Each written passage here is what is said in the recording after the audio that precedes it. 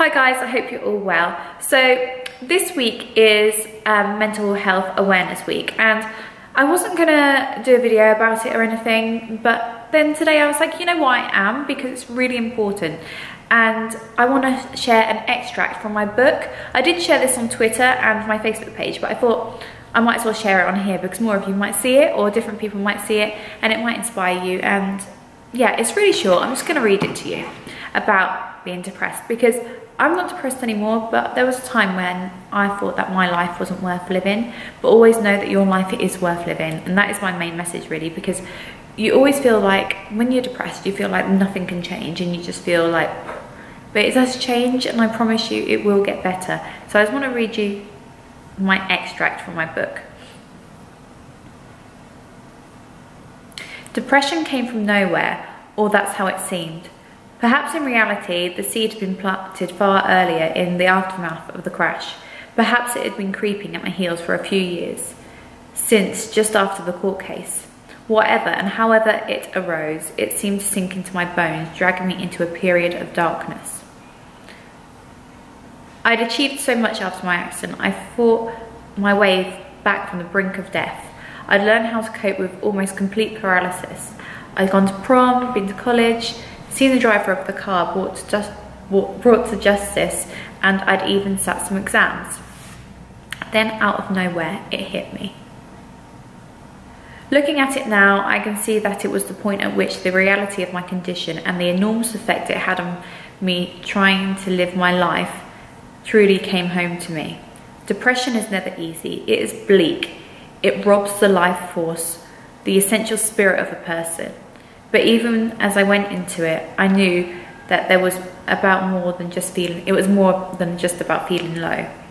It was the start of my process of acceptance. It was painful, acutely so at times, but it was an essential part of my journey. Suddenly, all my ambitions and ideas vanished and were replaced by one phrase that went round and round in my head. What's the point? What's the point of doing anything, or trying anything, or living? I had returned from my holiday to Tenerife, suffering from those annoying pressure sores, which meant I had to spend a period of time lying down. That was the moment when dark thoughts crept into the back of my mind. That was the time I felt hopeless and helpless, feeble and abandoned by the universe. My positive thinking dissolved into the darkness, not disappearing completely, but smothered as if by smoke.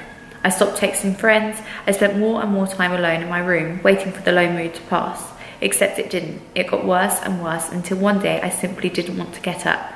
My sense of humour and my chattiness seemed to vanish, leaving me feeling flat. Bottoming out emotionally and experiencing a sense of complete isolation, despite my family, friends and carers who surrounded me. It was the moment at which all my efforts to rebuild my life and move forward with cheerful purpose suddenly exhausted me. I felt disconnected from who I was, from my personality and character. One incident showed me how low I'd become is when the cat brought a mouse into the house and deposited it into my carer's shoe. Everyone was cracking up, and I would normally find it funny, as they all did, but that day I just said, "Oh right," and wheeled back into my room.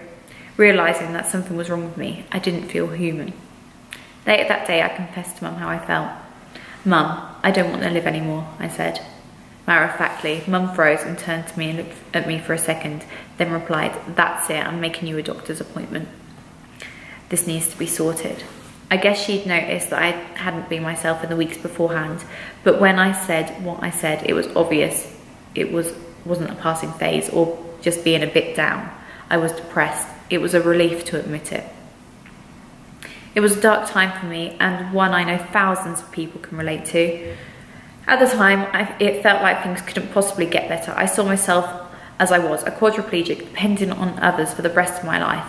I saw my struggles and how they would never end.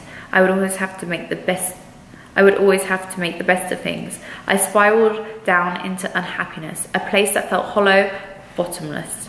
Nothing could make me smile. The doctor prescribed me antidepressants. I was reluctant to take them initially, but he told me I wouldn't be hesitant if I was a diabetic taking insulin or medication for some other sickness. He told me that mental illness was like any other condition, except that it was the mind and not the body that was suffering. It could be treated with medication and counselling. Seeing it in that light, I understood the taboos around mental health were nonsense. There must be thousands, if not millions, of people out there who knew how it felt to be depressed, to feel like life wasn't worth living. Who was I to turn down appropriate treatment? In January 2009, I began to take antidepressants and gradually began to feel more like my old self. Once I started taking the medication, I could feel the deep sadness I could feel the deep sadness and lack of interest for life lift. It wasn't suddenly that I felt completely happy, but it definitely took the edge off. I just felt like I could function on a basic level more easily. It was like medication numbed the feeling of wanting to die and gave me a little boost, helping me feel slightly more normal. So don't ever feel alone, because you are not alone. If you're feeling low, go to the doctors. It was the best thing I did.